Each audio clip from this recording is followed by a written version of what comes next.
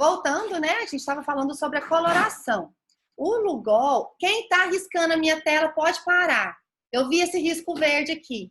Se eu descobrir quem foi, eu vou tirar ponto. Viu? Tô nervosa. Pode deletar esse trem, apaga. Quem está riscando minha tela aqui. Seus engraçadinhos. Na coloração, gente, nós temos o Lugol, tá? É um corante que a gente usa na parasitologia.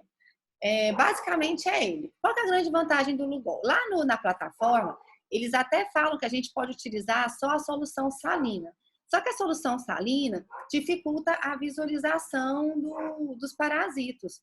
O bom do Lugol é que ele facilita a visualização, porque os parasitos ficam brilhantes.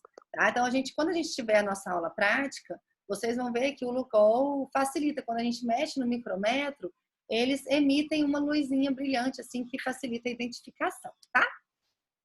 Aqui, gente, é um padrão que a gente deve seguir de exame parasitológico de fezes. Então, é obrigatório, todo laudo, a gente colocar o nome do paciente e os dados do paciente, né? Sexo, idade, né? É importante a gente colocar o nome do prescritor, então a gente põe o nome do médico, e a data em que foi solicitado o exame e a data de liberação do exame, tá? Aí a gente começa a liberar o resultado. O que tem que ter no exame parasitológico de fezes? Se o laboratório fizer a macroscopia, ele coloca a macroscopia falando, né, se tem muco, se tem sangue, ou se viu verme adulto, se as fezes estão pastosas, se elas estão líquidas, né? Mas hoje, eu confesso que essa macroscopia aqui, a maioria dos laboratórios já não estão mais colocando nos laudos, tá? Aí é obrigatório. Aí, então, isso aqui é opcional. Agora, isso aqui é obrigatório. É obrigatório você colocar lá no exame o método que você utilizou. Então, vocês viram que existem vários métodos. Então, aqui você coloca o método daquele exame que você realizou. Ah, eu usei flutuação espontânea. Então, você vai explicar aqui, escrever que o método empregado foi o de flutuação espontânea. Ah, o que eu usei foi de Barman-Moraes. Barman-Moraes. Ah, foi o de Hoffman. Bom, que é de Hoffman, tá? Isso é obrigatório, que é o método escolhido pelo laboratório, ou o método que o médico pediu, né? Depois do método, vocês colocam o resultado, tá? No resultado, vocês precisam citar a forma parasitária observada. Ou seja, é obrigatório você colocar a forma do parasita. É obrigatório você colocar se é um ovo, se é uma larva ou se é um cisto, tá? Então, lá na prova, se você colocar para mim somente ascaris lumbricoides, eu vou riscar. Você precisa falar para mim que você viu ovos de ascaris lumbricoides. Que você viu cisto de Giardia lamblia. Se você pôr só Giardia, eu vou cortar. Tem que pôr também a forma parasitária, tá? Se é um cisto, se é uma larva, se é um ovo, o que é esse parasita. Entendeu? Sim ou não? Sim ou não? Entendeu, né? Porque senão eu vou tirar ponto lá e depois vocês vão falar que não estava sabendo de nada. E eu tiro mesmo. Aqui, gente, é o método de sedimentação espontânea. Klebsiella, aqui, ó, é o cálice que você viu lá quando você era criancinha. Esse cálice, gente, vocês observam? Esse mesmo. Esse mesmo, né? Ele é utilizado até hoje na técnica de sedimentação espontânea. Como que a gente faz essa técnica? O paciente envia a amostra no frasquinho para a gente, né? Eu pego essa amostra e coloco água nele. Então, eu pego a amostra de fezes, geralmente a quantidade que o paciente coloca, que é a quantidade da pazinha, né? Tem em torno de 2 gramas de fezes. Se o paciente entupiu o frasquinho de cocô, né? Eu já falei para vocês que a gente tem que orientá-los a não fazer isso.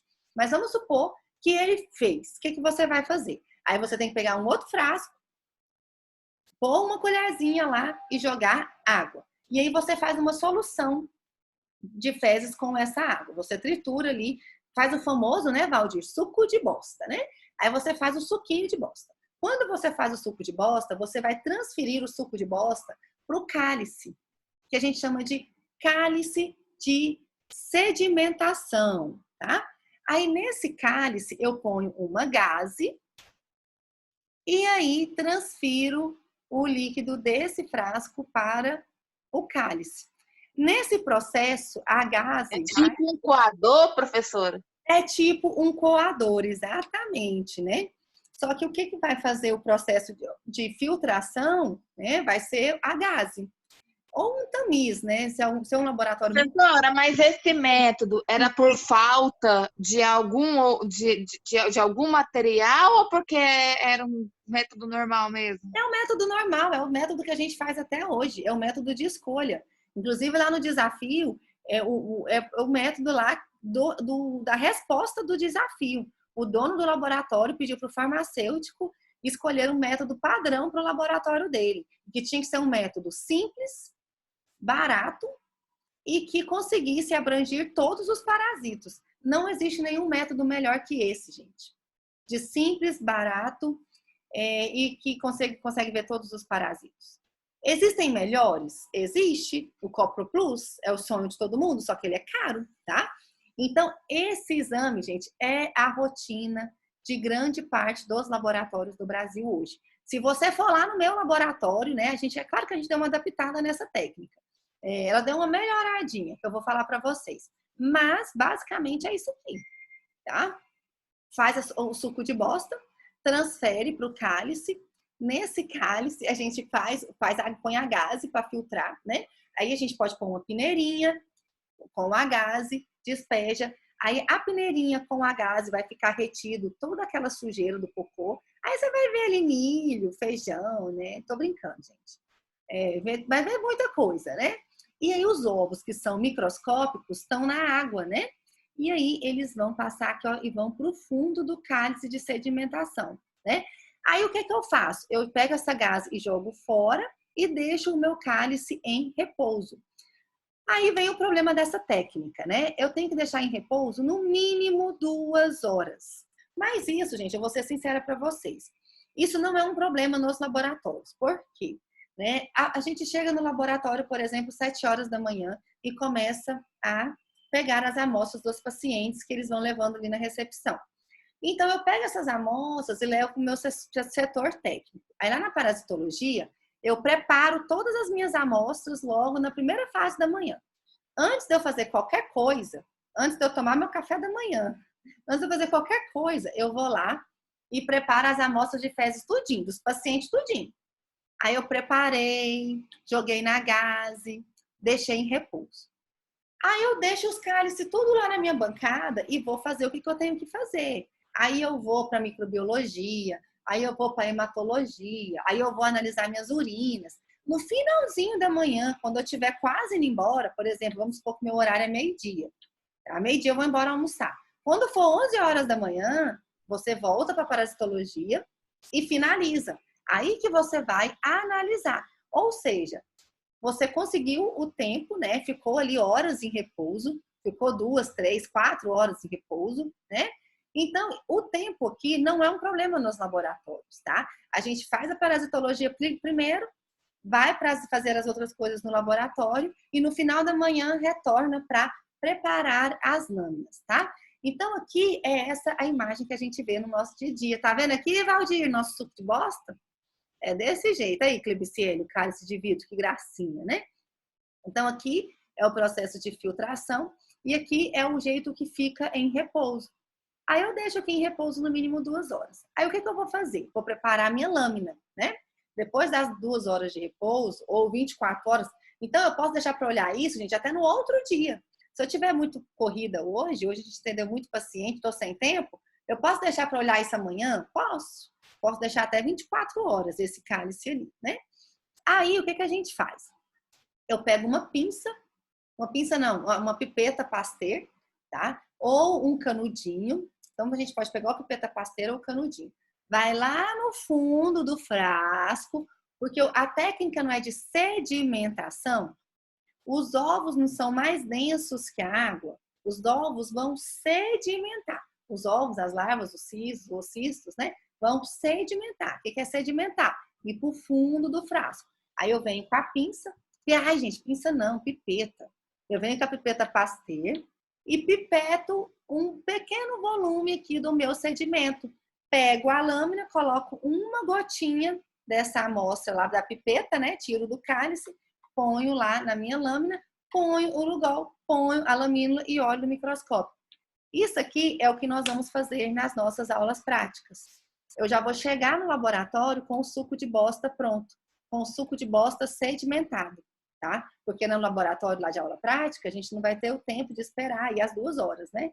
Então, quando a gente chegar no laboratório, já vai ter o sedimento, já vai ter 2 horas ali de sedimento, de sedimentação. Aí a gente só vai pegar a pipeta do fundo do frasco e preparar a nossa lâmina e olhar no microscópio, beleza? Então, é assim que a gente vai trabalhar nas nossas aulas práticas, com o método de sedimentação espontânea. Aqui é a técnica, né, o passo a passo, que lá no desafio pede para vocês escreverem o passo a passo. Então, gente, quem quiser tirar uma foto disso aí, isso aqui é o passo a passo que vocês vão colocar lá no desafio. É o passo a passo. Ah, não, gente, estou falando errado, é que é a sedimentação por centrifugação. Ah, eu não coloquei por sedimentação espontânea. Vou mandar para vocês, tá? Para vocês colocarem lá no desafio. Aqui já é quando usa a sedimentação por centrifugação. Aqui já é o outro método, né? Foi mal. Aqui já é o método de Blagg ou o método de Hitt, né? O que é essa técnica? Essa técnica, a diferença é que a amostra ela já vem colhida com o conservante, tá? Então, quando essa amostra vem colhida com conservante, eu homogenizo, né?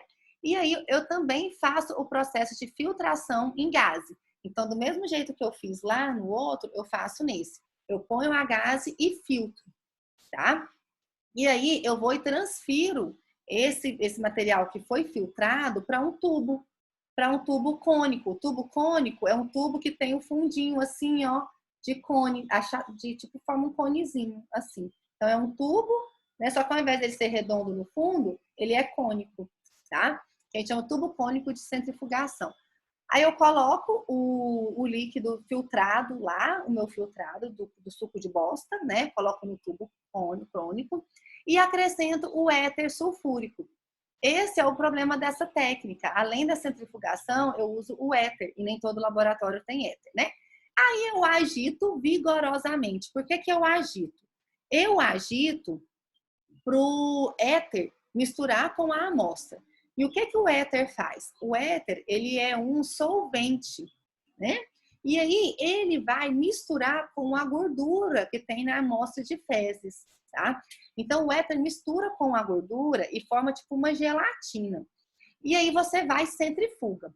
Quando você centrifuga esse tubo, vai ter separação de fases, tá? Os detritos são os restos, as coisas que eu não quero das fezes. Os detritos vão ficar misturados com o éter, aí vai ficar meio gelatinoso, tá? Vai ficar lá na membrana, na parede do tubo. Aí eu consigo descolar essa camada de detrito, consigo tirar essa gelatina com esses detritos, e aí o que vai ficar no fundo do meu tubo? Os parasitos, que é o que eu quero, né? Aí eu desprezo lá essa parte do sobrenadante e pego do fundo, coloco na minha lâmina, coloco a salina ou Lugol, de preferência ou Lugol, e olho no microscópio, né? Então aqui, ó, esse aqui é o tubo cônico, tá? Que eu tava falando para vocês. Então, quando eu centrifugo, né? O que eu quero fica no fundo e o que eu não quero fica no sobrenadante. Aí eu descolo, tiro ele e pipeto somente o que eu quero. Lembrando o seguinte, gente. Aí eu pego do fundo, né? Pego com a pipeta Pasteur do fundo, pingo uma gotinha de cocô lá na lâmina, pingo uma gotinha de Lugol, ponho a lamínula e olho no microscópio. Quando eu olho lá no microscópio, foi até um assunto que foi muito abordado lá na dica do professor, né? Lá da plataforma digital. A gente começa a olhar na objetiva de 10. Eu sei que tem um tempinho que vocês tiveram contato com o microscópio, mas lá no microscópio tem várias objetivas. Tem a de 4, a de 10, a de 40 e a de 100. A gente começa olhando na objetiva de 10, tá? Aí a gente faz o escrutínio da lâmina, olha a lâmina todinha na objetiva de 10. Quando você acha que viu algum parasita, você fala assim, eu acho que esse aqui é um parasito, né? Para você ter certeza, você põe na objetiva de 40. A objetiva de 40, ela vai amplificar o campo de visão. Quando amplifica, permite que a gente veja com mais nitidez aquele ovinho do parasito, entendeu? Por isso que a gente sempre fica na objetiva de 10 e na objetiva de 40. Na objetiva de 10 para fazer o escrutínio, ficou alguma dúvida, vai para a objetiva de 40 e amplifica. Ah, o Valdir me falou que a professora de citologia levou vocês para o laboratório. Então, vocês viram lá, lembraram do microscópio, né? Ótimo. Aí, gente, vocês vão ver o seguinte. Cada disciplina, a gente trabalha o microscópio de uma forma diferente. Por exemplo, na hematologia, na citologia, se não me engano, vocês vão olhar célula, tecido, célula, né?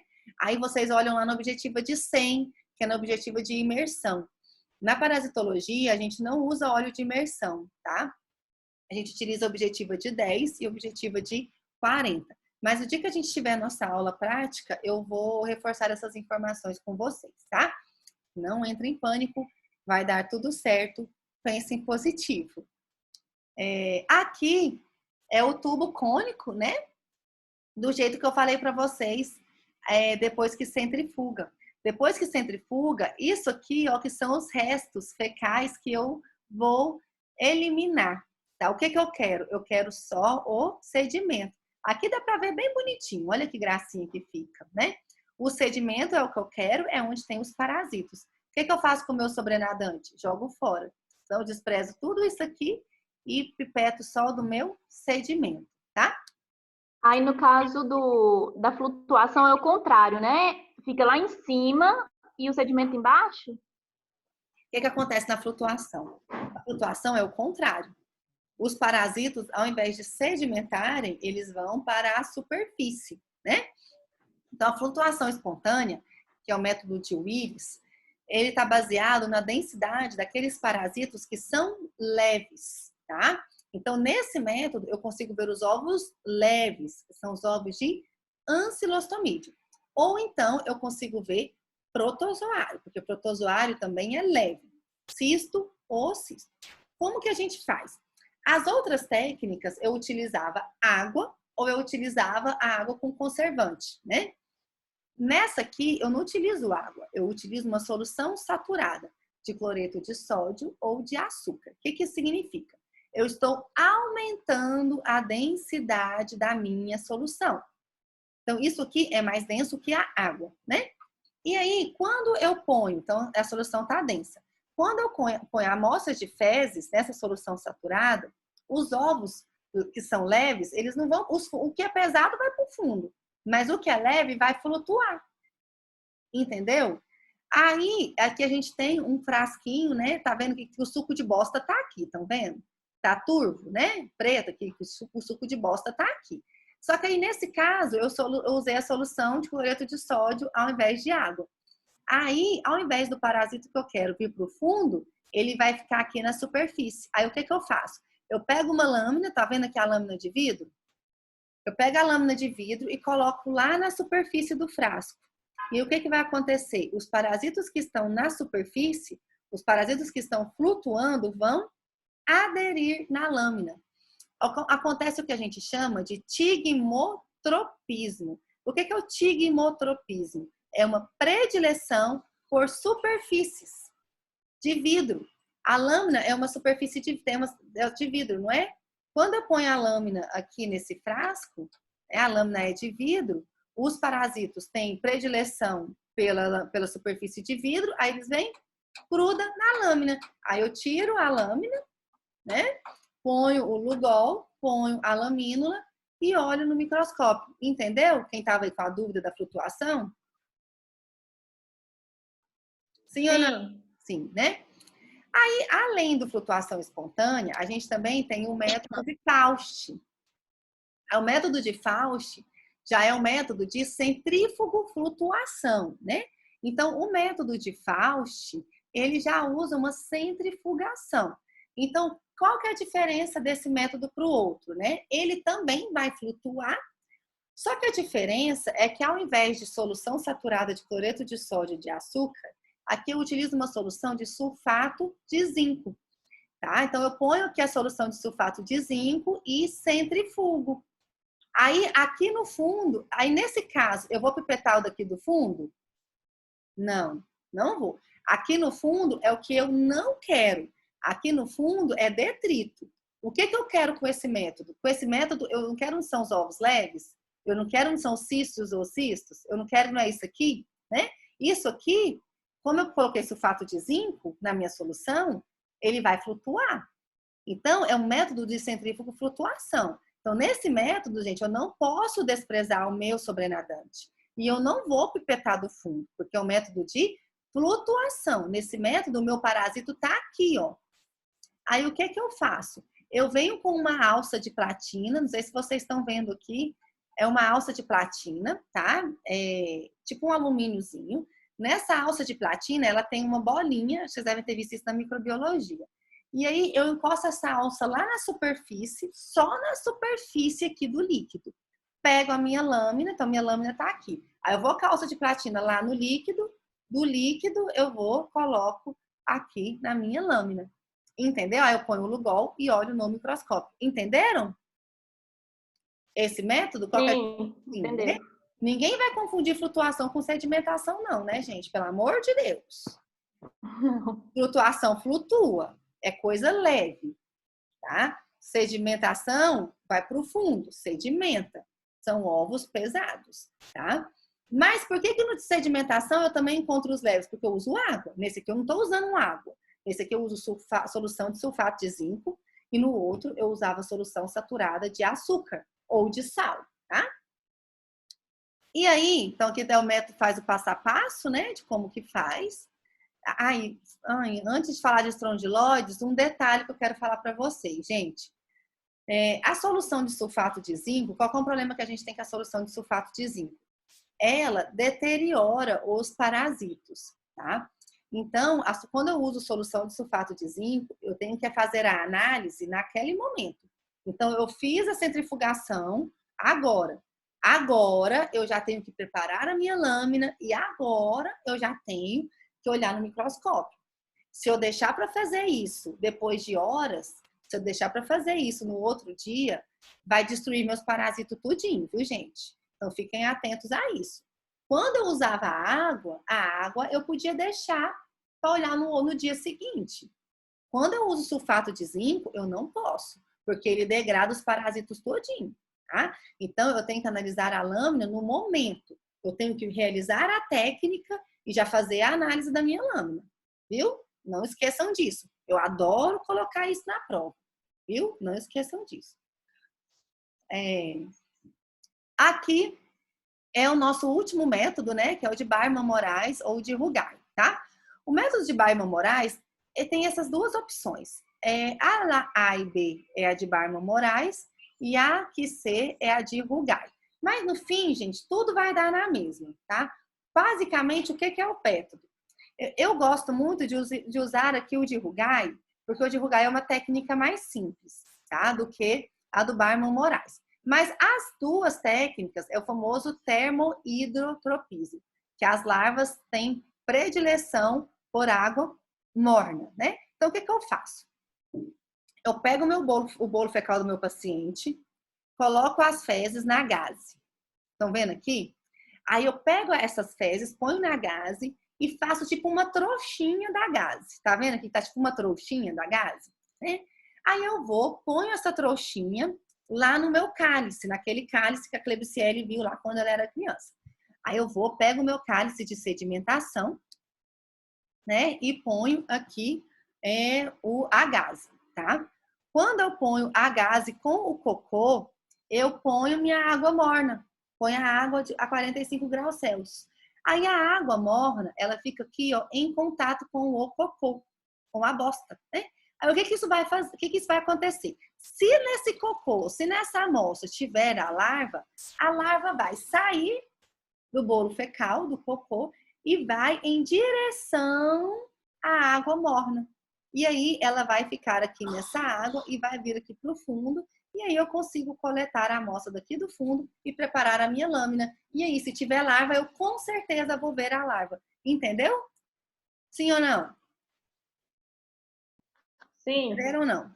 Sim. No caso, ela vai atraída pela água morna, ela sai de dentro da gaze e vai lá para o fundo da taça. Exatamente. A água morna atrai ela tem tropismo. Ela rasga o gases? Como é que é? A larva, ela é microscópica. Como ela é microscópica, ela passa facilmente pelos poros da gaze. A gaze, ela vai reter só aquilo que é macroscópico, só aquelas sujeiras, tá? O que a gente quer, ovo, cisto, tudo é microscópico. Então, a larva, ela é microscópica, então ela passa tranquilamente por essa gaze. Só essa estrondiloide, só? A gente também consegue, tem 2 tipos de parasito que a gente vê larva. A gente vê larva de estrondiloides estercoralis e a gente vê larva de ancilostomídeo, tá? Então, aqui é um método para detectar larvas. Então, eu posso detectar tanto larva de estrondiloides quanto larvas de ancilostomídeo. Mas é mais comum a gente ver larvas de estrondiloides do que larvas de ancilostomídeo. Certo? Okay. Certo. Uma perguntinha aqui para vocês, tá? Eu falei para vocês que lá no laboratório, hoje em dia, né? A gente fez uma adaptação da técnica lá de sedimentação espontânea. Diante de todos os métodos que eu falei para vocês hoje, desses 5 métodos, tá? Desses 5 métodos, eu consigo escolher um método só, em que eu consigo detectar tudo? Sim, a gente já falou hoje que é o método de sedimentação espontânea, né? Só que as larvas, gente, ela tem tropismo por essa água morna. Então, uma sugestão que eu dou para vocês, né?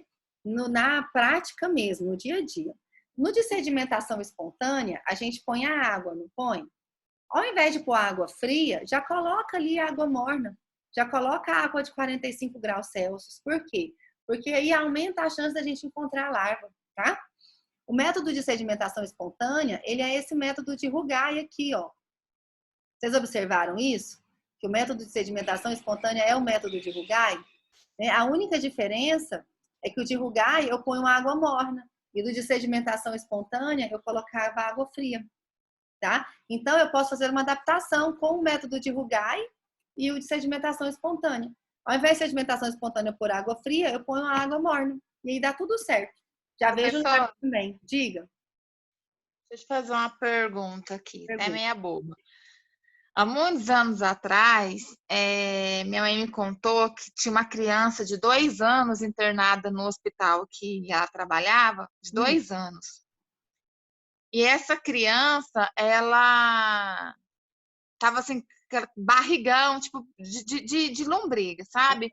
E aí chegou no hospital, a criança foi parar na UTI, e saía os trem lá pelo ouvido, pelo nariz, pela fralda, assim pelo ânus.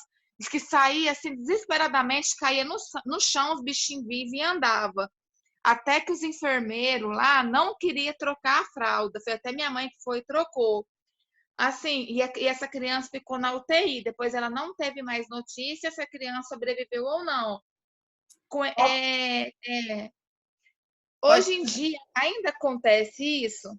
Hoje em Ou dia, esse medicamento já destrói? Foi até algo que a gente conversou na aula passada sobre a síndrome de Loeffler, né? Isso aí, pelo que você está me contando, possivelmente esse paciente estava com ascaridíase, com ascaris lumbricoides. Isso, esse mesmo. E aí isso realmente pode acontecer, sim. Nos dias de hoje, isso pode acontecer? Sim, com certeza, né? Por que hoje a gente não vê isso com tanta facilidade? Porque é uma doença que está muito relacionado, né, com condições socioeconômicas, com condições sanitárias, né? Então, quando a gente pega Goiânia, por exemplo, que é uma capital, né? É uma cidade que já tem saneamento básico, é uma cidade que não é 100% dela, mas nós temos vários locais de Goiânia que tem rede de esgoto, que tem tratamento de esgoto, né? Então, isso já diminui o risco de transmissão desses parasitos cuja transmissão é fecal-oral, né? O outro caso que nós temos é que hoje em dia as pessoas fazem muito uso dos antiparasitários. Então, hoje estão até medidas de saúde, né? É recomendado pelo menos uma vez ao ano o paciente, as pessoas fazerem uso de um antiparasitário. Então, com isso, diminui muito a chance de ter uma elevação da carga parasitária. Essa situação que sua mãe viveu aí, né, lá no hospital, é uma situação de um paciente com uma alta carga parasitária, né? Então, hoje, se a gente faz o tratamento, se a gente está sempre fazendo exame de fezes, utilizando os antiparasitários, se a gente tem cuidado com a higienização dos nossos alimentos, higienização da mão, educação sanitária, o risco de transmissão, né, diminui. Então, a carga parasitária, o que nós temos hoje, é uma carga parasitária pequena. Mas isso é uma regra? Isso não é uma regra. Se a gente pega pessoas que vivem em situações precárias, né, vamos pegar pessoas que vivem em regiões ribeirinhas, que defecam no rio e aquela mesma água é utilizada para beber, utilizada para tudo. Então, tem regiões no Brasil que não tem saneamento básico, que não tem rede de esgoto. Então, nesses pacientes, nessa população, pode acontecer esses casos? Pode, né? Até mesmo em Goiânia isso pode acontecer? Sim, pode. Vamos pegar uma criança que vive em condições precárias, que vive na rua, que não tem educação sanitária, né? Que come comida do lixo. Vamos pegar situações assim, né? Esse paciente ele pode ter uma alta carga parasitária? Pode. E ele pode ter sintomas graves de parasitose? Com certeza. Que foi muito o que a gente discutiu na aula da semana passada, tá? Professora, e outra dúvida. Eu tenho uma tia, ela casou com o irmão da minha mãe. E ela tem, assim, um distúrbio mental. E a minha mãe meio que me contou, mas contou correndo, eu nem prestei atenção que a gente estava ocupado. Ela tem esse distúrbio por alguma coisa nesse sentido no cérebro, não sei se é larva, não sei se é alguma coisa que não desenvolveu. Eu acredito que na nossa próxima aula a gente consiga entrar nesse assunto.